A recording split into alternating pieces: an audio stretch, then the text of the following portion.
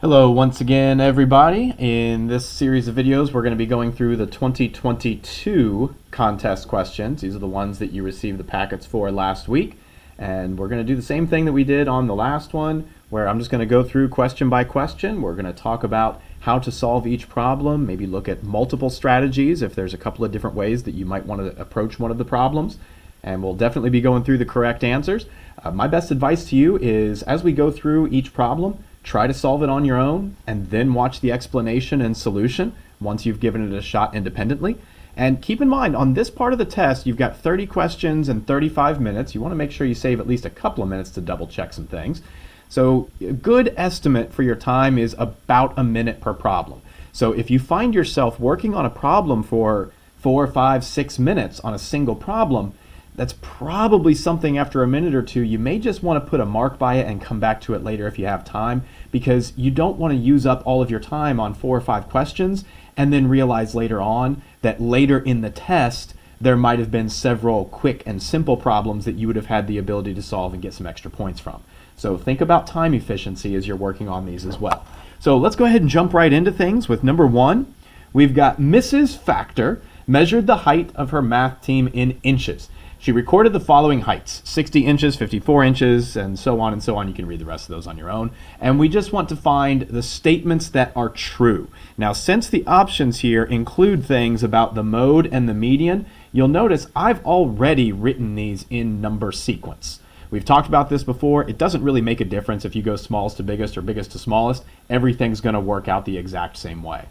So keep in mind, the minimum is the smallest, the maximum is the largest. The range is the difference between those two, so like biggest minus smallest. For example, in this set, 61 minus 53 gives us a range of 8. And then we've got the median. That's the one that's physically in the middle of the list. The mode, which is the most frequent, which is kind of the funky one because there can be just one, there could be more than one, there could be none. And then there's the mean, which is just the math vocab for the average. That's the one where you add them all up and divide by the number of numbers. So like in this set, 1, 2, 3, 4, 5, 6, 7, 8, 9 different things. We would add all those up and divide by 9. But since all of the options here are just mode and median, we can just focus on those two. We've got 3 that deal with the mode. There is no mode, which is possible. If all of the numbers show up the exact same number of times, like for example, if they all show up once, or all of the numbers showed up twice, then there would be no mode. Well, we've got some difference here. The 54 shows up twice, the 60 shows up twice, everything else is a single, so that one can't possibly be correct. B, the mode is 53. Now, 53 only shows up once. I've got 2 others that show up multiple times, so that one's out. C, the modes are 54 and 60. Well, we already identified those as the only duplicate numbers, so that is correct, and this is a good example of how there can be more than one mode. The median is 60. Well, that means physically right smack dab in the middle. In this set, it would be 57, so goodbye letter D. And then E, the median is 57. Well, as we just saw, that is correct. So what you'd want on your answer sheet here is C and E. We have a lot of those questions that we've looked at the past few weeks where we have to get all the answers that are correct. Let's move on to number 2. And remember, it's a good idea to kind of pause the video and solve it on your own before we move on. The concession stand sells pizza slices during the basketball game. They ordered 9 pizzas, and each pizza was cut into 1/6. How many slices did they have to sell? This one's a fairly straightforward question that we've seen a couple variations of with pies and pizzas and all kinds of different circular type foods. One way you could think about it is simply draw it out to excuse my bad cutting. Wow, that is really, really awful. That looks like a pizza that we got recently where you've got the jumbo slices and the dinky slices all in the same pie. So we've essentially got 6 slices per pizza. That's what's happening in this problem. And the quickest way you can do this is just take that 6 slices times the number of pizzas, and there are the 54 slices that we need. Now, another good tip to keep in mind. During the contest, there are no points awarded for showing your work, which is a good thing because that is not even close to equal sixths. You only get points for that correct answer. So if this is a type of problem that you can handle mentally at this point, now that we've seen a few different examples of it, and you see, well, it's cut into six slices, 9 pizzas, I know it's 54, then just go straight to that answer. Don't worry about showing a ton of excessive work. Number 3. The Panthers built a new basketball gymnasium for their varsity basketball games. The bleachers for the visitors have 17 rows with 64 seats in each row. The bleachers for the home team has 21 rows with 64 seats in each row. What is the maximum number of people that can be seated at a game? Now, this one looks like it's pretty obvious how you would solve this. We've got 17 times 64 for the visitor side, and if you multiply that out, you're going to get 1,088. And then we've also got for the home team 21 times 64, which if we multiply out is 1,344. And then when we add those together, we would get a final answer of 2,432 seats, or 32 people that could be seated. Oops, lost my answer there on the bottom of the screen. Sorry about that. But there is a slightly faster way of solving this, and it deals with some of those basic properties of multiplication. This problem says we're taking 64 17 times. This one says we're taking 64 21 times. So if we look at the total number of rows, because they both have 64 seats in them, a slight time saver here could be just combine the rows. And we take 38, 17 plus 21, times those 64, and guess what you're going to get if you multiply that out? 2,432 people that can be seated again. Same answer, but it might save you some time just doing one 2x2 problem instead of two smaller ones and then adding them together. This is another example of where we're looking for the most efficient way to solve these problems. And for those of you that aren't sure, like, wait a minute, how does that work? How is it that I can just randomly combine these two factors into a new problem? Well, it all comes down to the fact that the 64 is repeated. Let's look at a much simpler example just so we can see how this process works. Let's say we have 4 times 2 and 4 times 3. If we expand that, multiplication at its core is just adding over and over. This factor added this many times. So this is the same as 4 plus 4. 4 times 3 is the same as 4 plus 4 plus 4. Now if I wanted to combine those, that would be the same as 4 plus 4 plus 4 plus 4 plus 4, which is the same as 4 times 5, the sum of the 2 and the 3. So if you've got that common factor in a multiplication problem, you can just add those other two. Don't add the 64s. That's going to stay the same. But those other factors can be added together to save yourself a bit of time. Let's move on to number 4. Speaking of 4s. A geometry problem, we've seen a few like this. It does say select all correct names, so that's a good hint that there's likely more than one. Not necessarily guaranteed, but likely. So I've got this triangle that's 3 inches on the base, 4 inches on the height, and 5 inches, I'm going to hit you with that fancy vocab, on the hypotenuse. That's only a term you're going to use when you've got that right angle in a triangle. It's that long side opposite that right angle, the hypotenuse. That's a word you're going to hear a lot of in middle school and high school, I'm sure, in math class. So as I take a look at this, I see equilateral, scalene, and isosceles. We've talked about these before. That's how you classify a triangle by its sides. All three the same, at least, or sorry, scalene is none the same, and isosceles is 2 are the same. Well, all three of these are different, so I know that scalene would be the correct answer here. Now the other three, D, E, and F, right, obtuse, and acute, deal with the types of angles. Now there's always going to be 2 acute angles. It's that third one that determines our answer here. A right triangle has 1 right angle and 2 acute. An obtuse triangle has 1 obtuse angle and 2 acute. And the acute triangle, all 3 angles are acute. The big clue here is they boxed off this angle, which means it is that perfect 90-degree right angle, which means we have a right triangle. B and D would have been correct on number 4. Moving on to number 5. Jenna is organizing her photos in an album. Jenna has 935 photos to place in pages. Each page holds 24 photos. How many pages must Jenna purchase to display all her photos? So we're putting things into smaller groups, which means we're going to roll with some division here. The core problem that we'd want to use is 935 divided by 24. Now, you should have been practicing those division algorithms just in your regular classrooms, and as you go through and solve this one, you should get 38 remainder 23. Now, this is a good example of a problem where, let's say you're maybe not as comfortable dividing by those larger divisors. My best advice to you on that, if you don't feel confident being able to solve that division problem quickly by hand, because you don't get a calculator on this part, is maybe just skip this problem and come back to it later if you have time at the end of the test. There's no sense in struggling through one problem for several minutes, as we mentioned at the top of this video, when you could have gotten more problems done later on. Now let's talk about what this answer actually tells us. The core quotient, that whole number, the 38, is how many full groups I could make. That means Jenna can fill 38 pages. The remainder represents the amount left over from the dividend. So if the dividend were the total number of photos that she had, this 23 represents 23 more photos that need to be on a page. If she's looking to display all her photos, these need a page as well. It's just not going to be 100% full. Awfully close, just not quite. So she's got 38 full pages plus that partial page, which means the correct answer here would be 39 pages.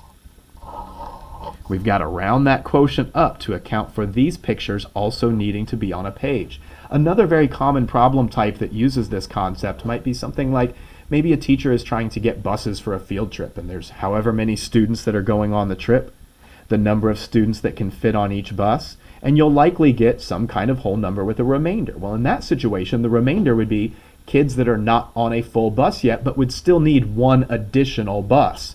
Another way that this problem could be asked is it might ask for how many full pages would there be. In this situation, your answer would then be 38. If it asked for if she only wants full pages, how many pictures would be left over, then you'd want to look at the remainder. So just be very careful about exactly what the question is asking, and you should be able to figure out the solution from there. Number 6. Select all the true inequalities. Now we've got all this multiplying by fractions, but as we saw on a previous test, we don't actually have to multiply these out. We just want to use the properties of multiplication, and remember that multiplying by 1 gets us the same thing. Multiplying by less than 1 gets us something smaller. Multiplying by greater than 1 gets us something larger. So as I take a look at A, 3 times 3 halves. That's more than 1, so I know my answer is going to end up bigger than 3. It doesn't actually matter what the answer is. If I know it's bigger than 3 because I multiplied by more than 1, the answer being less than 3 can't possibly be true. On B, 3 halves times 5 fifths. Well, 5 fifths is 1. 5 divided by 5. So that means 3 halves times 1 means I should get exactly 3 halves, not something greater than 3 halves. Goodbye to B. On C, 3 times 2/3. Well, 2/3 is less than 1, so I know my answer is going to end up being less than 3. That fits the inequality, so C will work. On D, 4 times 5/3. Well, 5/3 is greater than 1, so I know my answer is going to be more than 4, which does fit. Greater than 4 is my inequality. So on number 6, C and D would have been the correct answers. Remember, on these inequality ones, you probably don't actually need to multiply. Just use the properties of multiplication. Number 7. The area of a triangle can be found using the formula area equals 1/2 base times height. That should be a formula you're familiar with, that base times height and cut it in half.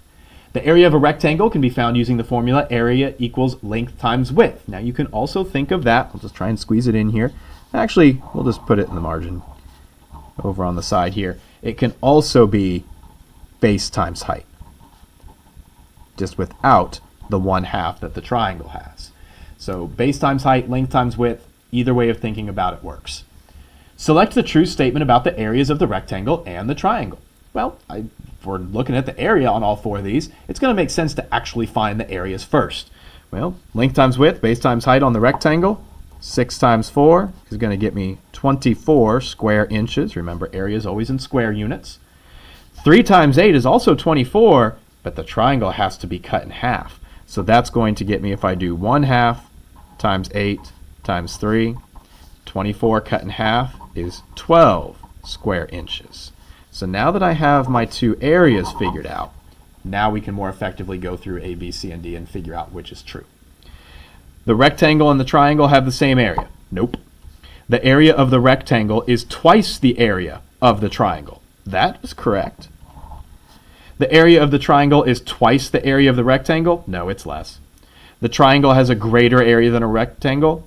Also not correct in this situation. So B is the only correct answer. Let's move on to number 8. Coach Thomas ordered 4 sub sandwiches for the tennis team. Sophia ate 5/8 of a sandwich, Ava ate 1/4 of a sandwich, Mackenzie ate 1/2 of a sandwich, and Mallory ate 7/8 of a sandwich. How much did they eat altogether? Express your answer as a mixed number in simplest form. So we want to remember, we've got to make sure we address both of those. Now what we've got here is just a simple addition problem. So I have 5/8 plus Ava's 1/4 plus Mackenzie's 1/2 plus Mallory's 7/8.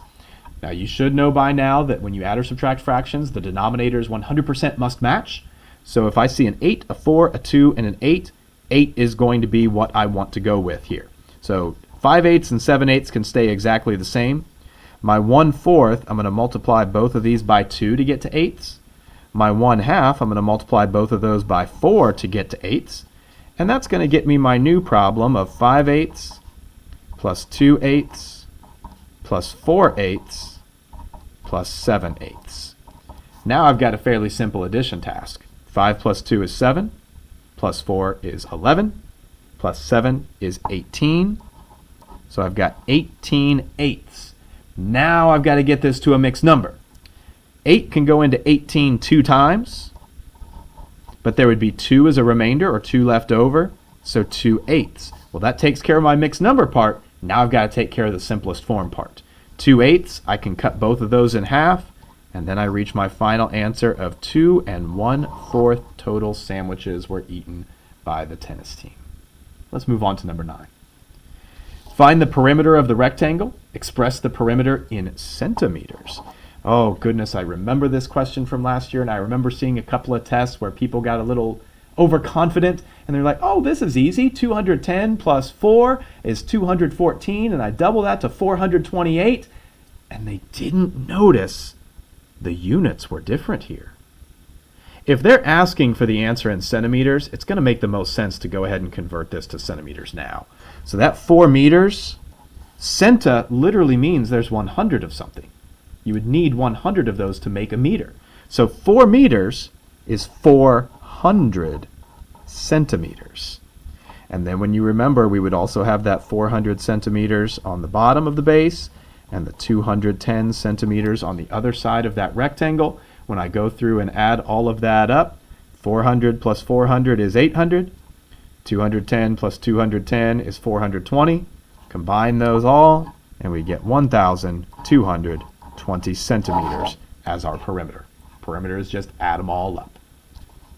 Let's go ahead and keep things rolling here as I flip over to question number 10.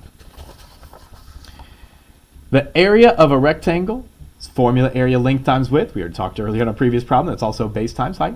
Find the area of the rectangle and express it as a mixed number in simplest form. I'm telling you what, middle school and high school, you are going to get tired of seeing simplest form or lowest terms. So I've got 2 1/4 and 2/3. The units do match, so I don't have anything to worry about there, but I do have that mixed number and a fraction. So what I have to do here is 2 1/4 times 2/3. Now, there's a couple of ways you could do this. One, we could break this down into 2 smaller problems, do 2 times 2/3 and 1/4 times 2/3, and then add those answers back together. But with the different denominators, this may not work out super easily. So what I'm going to do instead, I'm going to convert that mixed number to an improper fraction. Well, if each set has 4, and I've got 2 whole sets, that means I've got 8 plus the 1 extra, 9/4 times 2/3. And as we've said many times, the numbers are never random on this. When you multiply fractions, you might remember we talked about cross-canceling, which means I can go diagonally and reduce things here. So the 9 and the 3, this only works diagonally. It only works when you're multiplying fractions, not when you're adding or subtracting. So 9 and 3, I can divide both of those by 3. The 2 and the 4, I could divide both of those by 2. Now I've got 3 times 1 and 2 times 1. 3 halves very quickly gets me to 1 1/2. And that is your final answer on number 10. And if you wanted to add the square feet, you certainly could. But usually those labels are included on your answer sheet. Now let's say you weren't comfortable with that cross canceling. Let's go ahead and resolve that just above with 9/4 times 2/3. If you just multiply that normally, you would have gotten 18/12, which converts to 1 6/12, and from there you could have reduced that 6/12 down to our 1 1/2. Number 11, dealing with some of those fact family concepts. Eggs are filled with jelly beans for an Easter egg hunt. 24 jelly beans are used to fill each egg. Select all equations that can find how many eggs, represented by the variable e, can be filled using 2,352 jelly beans. All right, well, I know that 2,352 total jelly beans divided by the 24 per egg would get me that e. So as I look, one that definitely stands out here is B. 2,352 divided by 24 tells me the number of eggs.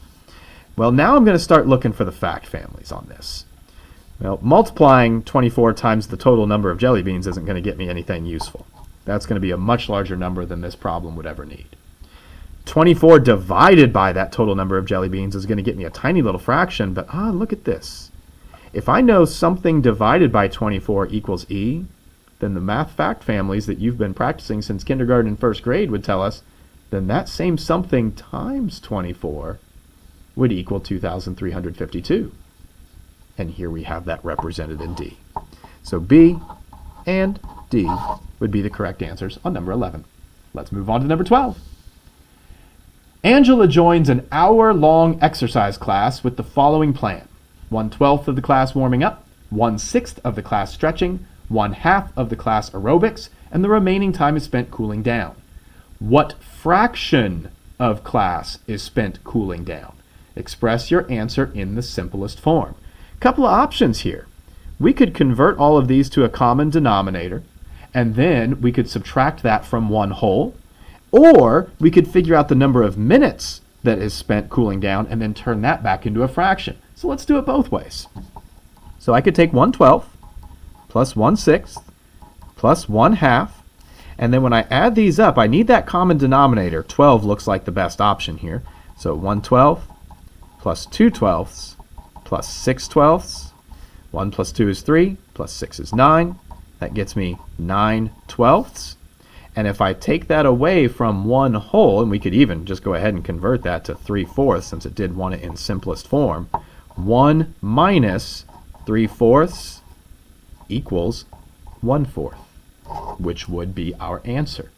Now I mentioned you could also do this using the number of minutes. So let me grab a different color here since we're going to solve it in a completely different way. There are 60 minutes in an hour. If 1/12 of the class is spent warming up, remember how you find a fraction of anything. Divide by the bottom and then multiply by the top, the denominator and the numerator. So 60 divided by 12 is 5, times 1 means 5 minutes warming up. 1/6 of class stretching. Divide by the denominator, multiply by the numerator. 60 divided by 6 is 10, times 1, 10 minutes stretching. Well, 1/2, that's an easy one, 30 minutes. That means we've got 45 minutes accounted for total, which means the cool down, I'm going to draw this down here where I've got a bit more space, would leave 15 minutes. And if you want to figure out what that is as a fraction, take how much you have, the 15, put it over the entire set, which would be that 60 minutes in an hour, and then when we divide both of those by 15, we get ourselves down to that 1/4 of an hour again. So either way you solve it, whether you do it by minutes or you do it by fractions, you should arrive at the same answer. Let's hit number 13. Emma empties her piggy bank and counts 24 coins. 2/3 of the coins are quarters, so I'm going to go ahead and write that down. 2/3 are quarters. Just keep it simple. Don't worry about writing the whole thing out. It saves you a bit of time. 1/8 of the coins are dimes. And then it says the remaining coins are nickels. So we just have some undetermined amount of nickels here. Now it goes right back to that same thing that we did up here where we were finding a fraction of that number. So if 2/3 are quarters, 2/3 of 24 means divide that by 3 and then multiply it by 2. So 24 divided by 3 is 8, times 2 is 16. So there are 16 quarters. That's exactly $4. 1/8 are dimes. 24 divided by 8 is 3, times 1 is 3. So there are 3 dimes. There's 30 cents. Then it said the rest are nickels. Well, if there were 24 coins total, 16 of them are here, 3 of them are here, that means we've got 19 coins accounted for, which means 5 of them have to be nickels, which gets us 25 cents.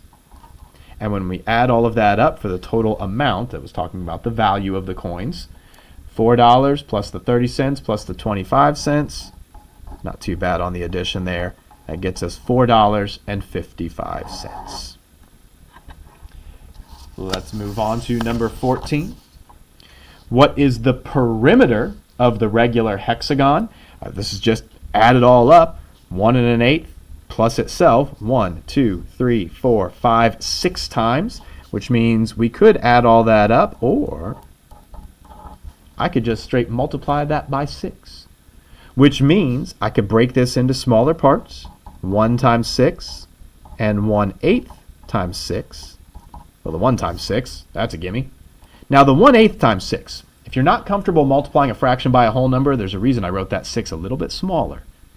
Any whole number, literally any of them, can be turned into a fraction by giving it a denominator of 1, and here's why. This fraction is 6 divided by 1. Well, dividing something by 1 doesn't change it. You still get that same number as a quotient.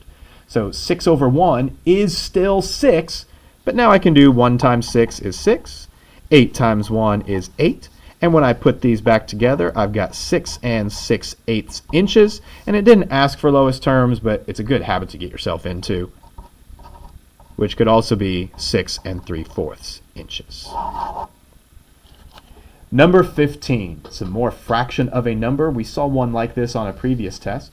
What number is 6/5 of the product of 32 times 10? So I need to find 6/5 of this product. So finding this product would be the most logical place to start. 32 times 10 is a quick 320, and I need to find 6/5 of that. To find a fraction of literally anything, it doesn't matter what kind of number it is. To find any kind of fraction of something, whether it's a regular fraction or an improper fraction like we have here, it's the same thing we did on some of those other problems. We're going to divide by the denominator, then multiply by the numerator, because that's just what those numbers really mean. The denominator means how many groups we need to make. That's division. The numerator is how many of those groups we get to keep. That's multiplication. So if we take 320 divided by 5, you should get 64 once you get that division done. From there, that means each group is 64 in terms of size. I get 6 of those, so 6 sets of 64, which is multiplying by 6. And if I take 64 times 6, you should get 384. And if you're wondering how I got that answer without showing any work, it's those mental math skills. 6 times 4 is 24. 6 times 60 is 360, because I know 6 times 6 is 36, and the powers of 10 of adding that 0. So 360 plus 24 is 384, and there's our answer. Now this is the halfway point of this first part of the 2022 test. We'll stop here, and we'll cover 16 through 30 in the next video.